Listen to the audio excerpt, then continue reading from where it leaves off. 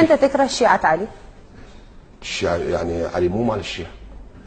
هذا داحي باب خيبر ابو تراب، هذا مال يقولون اليوم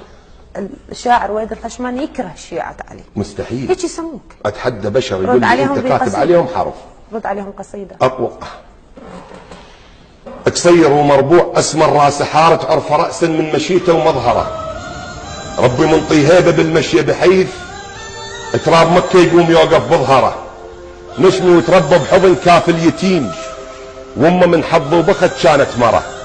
بالمهد وتلولي بذنه بحس خفيف، يمه بن عبد الله ريدك تنصره، هذا ابن عمك يتيم وصعبه حيل تخلي زيد من البشر يستصغره.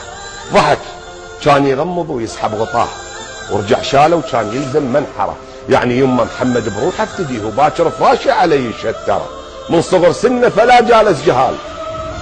وكان بس ويا الرجال مسامره، واثنين بس وياه كانوا يلتقون، وعلي جد من غيرهم قط ما سرى، الضيعه تلقى يم عمر مرتع صباه، وزوج بنته وعضده وحزام ظهره، وابو بكر رويحته اللي من يغيب عن ساعه بابه يلزم سيطره، الشايل براسه عقل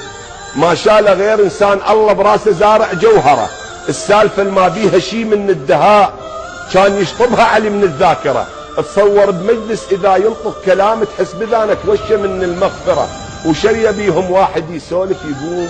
علي دايم وضعه تحت السيطره، تقول مو جلسه تلاميذ بصفوف وعلي واقف بيده شايل مسطره، ثقل شخصيه علي بثقل الجبال منها ماخذ كل شيء ما بيه ثرثره، علي كانت كل قريش تبوس يديه خاطر بقنعه يصلي على صخره، وكرم الله وجهك